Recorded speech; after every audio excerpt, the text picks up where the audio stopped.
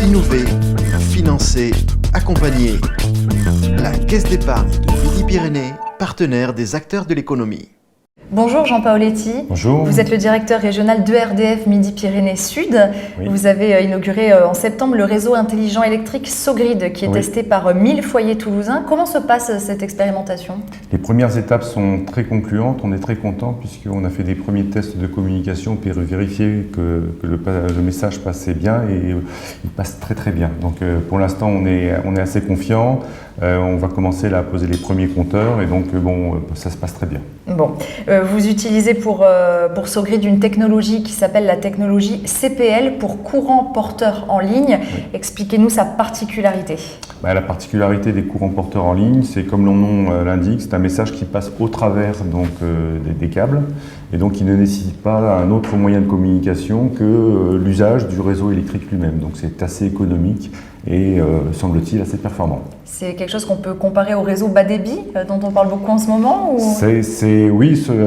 Ça ressemble un peu à ça, sauf qu'on n'utilise pas d'antenne radio et que comme on utilise le réseau électrique qui est déjà existant, en fait, le coût est nul.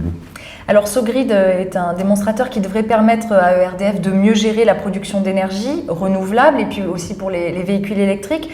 Un progrès considérable, on est à quelques semaines de la COP21, ça nous parle particulièrement. Qu'attendez-vous en termes de retombées économiques ?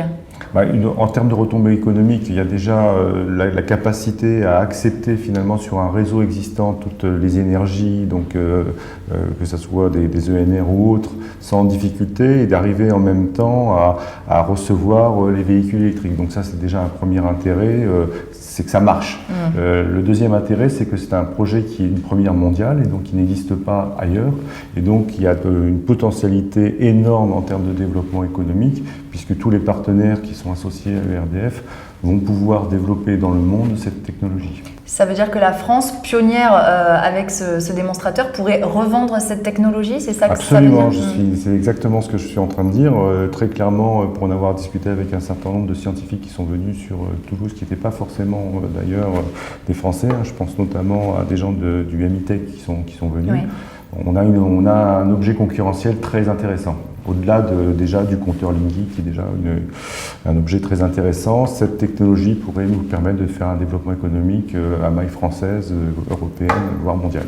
Rappelez-nous peut-être la différence entre Linky et SoGrid pour les gens qui n'auraient pas tout suivi depuis le début.